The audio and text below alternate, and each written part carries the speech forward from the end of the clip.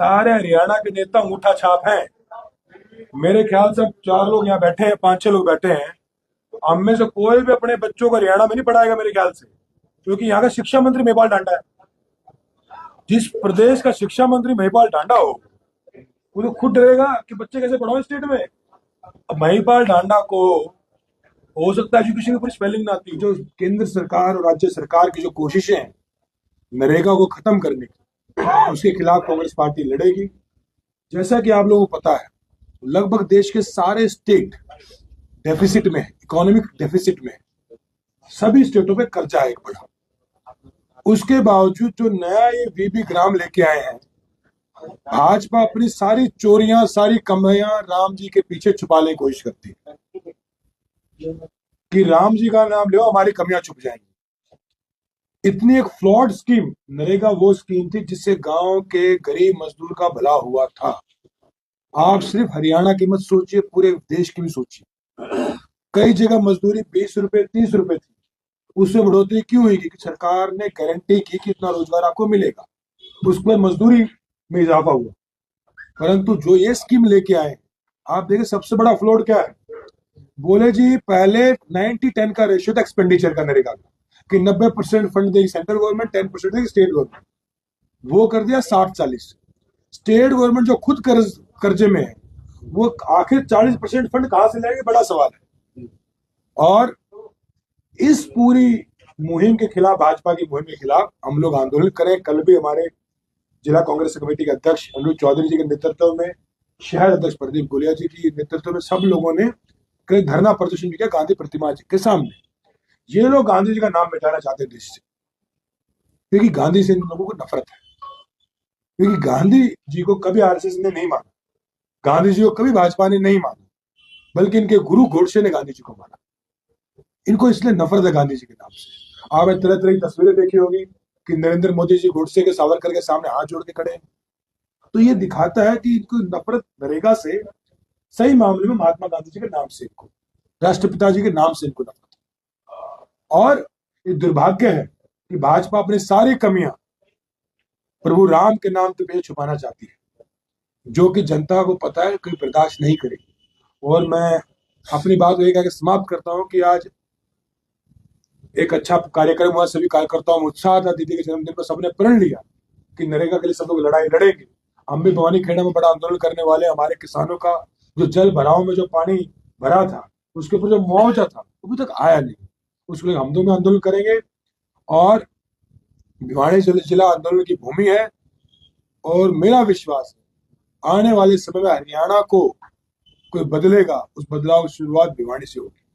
क्योंकि ये शायद एक ऐसी प्रेस कॉन्फ्रेंस होगी जिसमें वर्ल्ड के बैंक से लेके, इकोनॉमिक्स के लेके, सोशल जस्टिस की बात हुई। कि किसी भी जिले में ऐसी लीडरशिप कमी होगी जो वर्ल्ड बैंक तक वो विचार लेके जाएगी। तो भिवानी दादरी एक ऐसा जिला है जहाँ पे लीडरशिप है। और मैं धन्यवाद देता हूँ आप सबका, मीडिया के बंधु, आप लोग पहुंचे। और हम आने वाले दिनों में एक बड़ा जन आंदोलन करने जाएंगे नरेगा के बचाव के लिए। और भाजपा कितनी भी कोशिश करेगी, हम पंडित जवाहरलाल नेहरू को मानने वाले लोग हैं, महात्मा गांधी, बाबा साहब अम्बेडकर को मानने वाले, सर छोटूराम को मानने वाले। हम लोगों ने आंदोलन सीखा है। हमारी पार्टी आंदोलन से बनी, सत्ता से नहीं बनी। हमारी पार्टी सत्ता के लालच में नहीं बनी। इन लोगों की पार्टी सत्ता के लालच में बनी। हमारी पार्टी तब बनी थी तो हमें ये भी पता था आजादी मिलेगी नहीं मिलेगी। 1885 में आजादी से 63 साल पहले हमारी पार्टी बन चुकी थी। तो हमारी आंदोलन की पार्टी, आज हम आंदोलन करें राहुल जी, प्रियंका जी के नेतृत्व। चिंतन मंथन की जो नीति अपनाएंगे, किस तरह से दिशा निर्देश कार्यकर्ताओं को आगामी कल हमारे नरेगा प्रदर्शन था, प्रधान जी सब लोग वहाँ पे थे। तो उसमें तय हुआ कि हम नरेगा की लड़ाई लड़ेंगे। अभी हमारे जिला अध्यक्ष की एक ट्रेनिंग है, जिला शहरी अध्यक्षों सबकी ट्रेनिंग है, परसों कल से ट्रेनिंग है 10 दिन की। उसके बाद हम किसानों के लिए बड़ा मुआवजे करेंगे, बड़ा आंदोलन करेंगे भवानी खेड़ा में। और हम लोग लाभबंद भविष्य के लिए भी अच्छी लीडरशिप क्रिएट करते हैं। अभी आपको अनिरुद्ध जी बता भी देंगे, गुलिया जी बता देंगे, जिला शहर कमेटीज भी आनी। उसको हम लोग पूरी लड़ाई लड़ेंगे मिलके।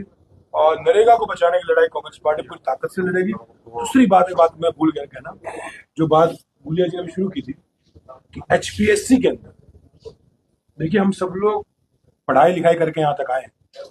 मैंने खुद सिविल्स का एग्जाम दिया, मैं आईबी में नौकरी मेरी लगी, मैं खैर ज्वाइन नहीं किया मैंने कभी, और सिविल्स का एग्जाम भी क्लियर किया, जेईई भी दिया था मैंने, ऑल इंडिया रैंक 3rd आया था मेरा। तो मेरा कहना है हम सब लोग टेक्निकलिटी समझते हैं एजुकेशन, अब इन्होंने कट ऑफ कर दी 35%।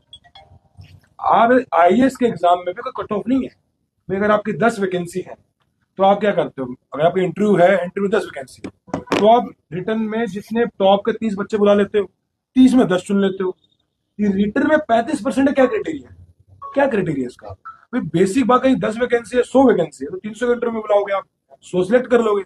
ये क्या 35% नंबर लेके आने आपको? ये जानबूझ के बैकलॉग क्रिएट किए जा रहे हैं स्टेट में, ताकि उनकी भविष्य में HKRN से मंत्री छत्री मिलके आनंद फाने में भर्तियां कर सके। दूसरी बात, BCA की लोग बात करते हैं, DSC की बात करते हैं, मेरे पास पूरा परफॉर्मा पड़ा हुआ है।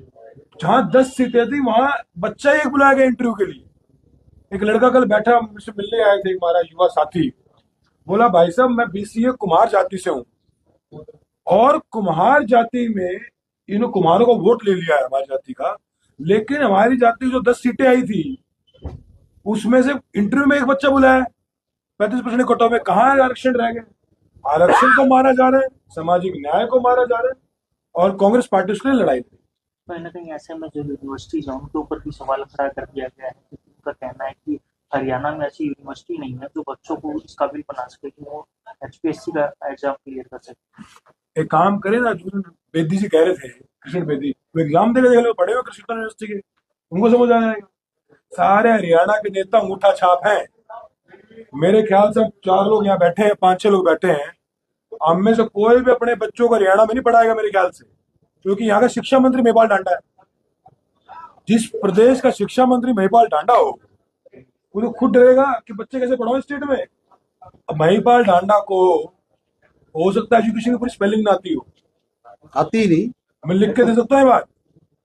इससे पहले कंवरपाल थे, वो लड़की ने हमसे एक सवाल पूछा, 10 साल की बच्ची ने, 10वीं क्लास की बच्ची ने, वो कहता बेटा समझ नहीं आया, कह रही राजनीति है, पहले भी नेता हूँ, संजीदा संजीदगी भाई। एजुकेशन मिनिस्टर कम से कम ऐसा बना दो, कम से कम भाई जो थोड़ा संजीदा एजुकेशन के प्रति, जो कुछ आता हो, बेसिक नॉलेज हो। अब आपने महिपाल डांडा है एजुकेशन, महिपाल डांडा बनाना खनन मंत्री बनाए थे आप, उसको कुछ और बनाए थे जहाँ कुछ और होता। एजुकेशन से खिलवाड़ कर रही है। मतलब मैंने कई बार लोगों को मैंने कहा, जिस प्रदेश का शिक्षा मंत्री महिपाल डांडा होगा, उस प्रदेश के बच्चे कैसे पढ़ पाए? जरा कुछ आता ही नहीं उसको। तो शिक्षा का स्तर हरियाणा में, कागजों में साक्षरता बच गई है, शिक्षा नहीं बची है। शिक्षित होने और साक्षर होने में फर्क है। तो हरियाणा का बड़ा भंडाधार कर दिया गया। मैं हमेशा कहता हूँ कि एजुकेशन सिस्टम वो जगह है, शिक्षा वो है जहाँ गरीब मजदूर किसान का बेटा पढ़ाई लिख के SPDC बनता है। अब इन्होंने ऐसे नेता बिठा दिए हैं जो खुद नहीं पता शिक्षा का आता ना पता, बस मजाक बन गया। यूनिवर्सिटी में आए थे डांडा साहब, एक लड़के ने सवाल पूछा था इंग्लिश में, सुमित ने, अपने सुमित बराड़ ने, उसको समझ नहीं आया, उनको कुछ आइडिया नहीं है। और ये हरियाणा दुर्भाग्य है। मैं इसलिए कह रहा हूँ, आप पहली जगह ऐसे बैठे हैं जहाँ वर्ल्ड बैंक की लेकर UN की बात हो रही है। आप बाकी पत्रकारों से पूछना दूसरे जिले में कि वैसी बातें होती है, पक्ष विपक्ष दोनों की बात कर रहा हूँ। This is a degradation of politics, this is a big degradation of politics, जहाँ नेताओं को समाज से लेके, शिक्षा से लेके, यूनिवर्सिटी कल्चर से लेके कुछ ज्ञान नहीं, बहुत सारे नेताओं तो दुर्भाग्य है ये। और भिवानी हमारी क्रांति धरती, छात्र राजनीति धरती है, तो यहाँ पे सबको ज्ञान है। हमारे चौधरी साहब बैठे हैं, सब लोग यहाँ बैठे हैं, भूलिया जी बैठे, बैठे, सब लोग पढ़ाई लिखाई करके स्टूडेंट मूवमेंट से आए। ऐसे शिक्षा मंत्री भिवानी आए थे, उनका ये कहना था कि जो नई एजुकेशन पॉलिसी आई है वो बच्चों के लिए, छात्रों के लिए, सबके लिए बेहतर है, क्योंकि कांग्रेस के समय में जो शिक्षा नीति थी वो ऐसी थी कि उस समय सिर्फ बच्चों को यही पढ़ाया जाता था कि राजाओं के द्वारा इसको मार दिया, उसको काट दिया। पर अब जो शिक्षा नीति लाई गई है वो बेहतर शिक्षा नीति है, और इस तरह से लेकर तो उन्होंने कांग्रेस पर तंज कसा। किसी ने उनसे पूछा कि ये बेहतर कैसे है, बेहतर कैसे, ये किसी ने पूछा उनसे? उसमें सर बेहतर हुआ कैसे? कांग्रेस के टाइम पे महिपाल डांडा जैसे शिक्षा मंत्री नहीं बन सकते थे। वो कांग्रेस के टाइम पे ऐसे लोग अगर यूनिवर्सिटी एडमिशन लेते तो होता नहीं। अब वैसे लोग एडमिशन होने लगे हैं, महिपाल डांडा से लोग प्रोफेसर बने हैं। I am very shocked. Central universities में, मेरी सौभाग्य से जीवन में जिससे पढ़ा, मैं पढ़ा आदित्य मुखर्जी, मृदुला मुखर्जी, सुचेता महाजन, रोमिला थापर, जिन्होंने देश की हिस्टोरी किताबें लिखी, टॉप हिस्टोरियन मेरे प्रोफेसर रहे। वो गर्व से नाम लेता हूँ, जानकी नायर, दे वेरी एक अलग लेवल क्यों कहते हैं ना, एक लाइन बोलते थे तो उसके ऊपर थॉट प्रोसेस इवॉल्व होने में एक दिन लगता था कि क्या बोल गए। और अब ऐसे प्रोफेसर बैठ गए हैं, अब ढांडों में भी कमजोर आदमी चाहिए, मेरे से नालायक कौन पकड़ के लाऊं, ये हरियाणा के बाकी विभागों का हाल है। वो भी आरएसएस के बन गई। तो ऐसे ऐसे प्रोफेसर बन गए, मतलब ये हरियाणा के भविष्य के लिए खराब है सब। एक टाइम था प्रोफेसर यूनिवर्सिटी का वीसी अपने आप को मुख्यमंत्री के बराबर समझता था, अपने को बड़ा मानता था, शिक्षित शिक्षा का हमेशा वैल्यू होती थी। अब तो सारे घूम रहे, हमारे को एमएलए के पीछे घूम रहे, कोई किसी के पीछे घूम रहे, किससे क्या बचा। आपने कहा कि महिपाल यानी का मैं तो एग्जांपल मेरे बच्चे नहीं भाई। सवाल सुनो। तो इस तरह मुख्य विपक्षी दल कांग्रेस है हरियाणा में, बाबा की शिक्षा को लेके कहीं न कहीं सड़कों पे नहीं आना। मैं तो विपक्ष के पास 24 वाले बैठे, हम लोग बैठे, बहन जी बैठे, भाई बैठे, सभी लोग बैठे ही हैं, वही तो बात करें। देखो मेरे तो बच्चे भी नहीं, मेरे तो ब्याह भी हो रहा है, लेकिन मेरा ये कहना है भाई, मैं तो खुद ठंडार में हूँ, लेकिन मेरा कहना है मैं आपके बच्चों ने चिंतित हूँ, आपके उम्र तो मेरी भी जानी हाईली एजुकेटेड टॉप लॉयर्स वो लोग मंत्री थे, आज उनका ये मानसिकता क्या है बात बात की? ऐसी शिक्षा नीतियों है, का जैसे तो बात किया करें जा तो रहा है। अक्सर देखा जाता है ताकि कि कोई उनसे कांग्रेस सवाल ना इसी पूछ तक तो सके। ठीक है, बट ताकि जमीनी अनुभव की हकीकत की अगर बढ़ती बात जाए, करें तो वहाँ ताकि कहीं ना लोग कहीं उनसे नौकरियां ना मुद्दों से मांगे। दूर होती नजर आती एक है। अनपढ़ आदमी इसके ऊपर हम बात अगले 15 दिन बाद, आज से 15 दिन बाद भवानी खेड़ा में चौधरी साहब भी आएंगे, पूरी लीडरशिप आएंगे, प्रदीप भाई, सब लोग आएंगे। तो 14 दिन बाद कर रहा हूँ आपसे मेरा। नहीं, आप हर बार ये सवाल पूछते हो अभिषेक सुनो, जी, ऐसे कभी कांग्रेस देखी है आपने सड़कों पे? जो आप पिछले जब से संगठन बने हैं चल रही है, ईमानदारी से बताओ। कल हमारा धरना प्रदर्शन था, चल भराव हम लोग गए, और 14 दिन बाद हम लोग घेराव करेंगे अगर किसानों का मुआवजा नहीं गया। मैं आपके माध्यम से कहना चाहता हूँ, अगर हमारे भवानी खेड़ा के किसानों का मुआवजा नहीं गया अगले एक हफ्ते में, तो सरकार आंदोलन के लिए तैयार रहे, हम घेराव करेंगे। हमारे वहाँ तहसील है, डीसी तो बैठते नहीं वहाँ, तहसील का पूरे करेंगे, जिले का ही करेंगे, फिर उसके बाद जिले का करेंगे, जिले स्तर पे करेंगे, सभी तो सब मिलके करेंगे, तो बड़ा आंदोलन होगा, मिलके करेंगे। बहुत बहुत धन्यवाद, नमस्कार।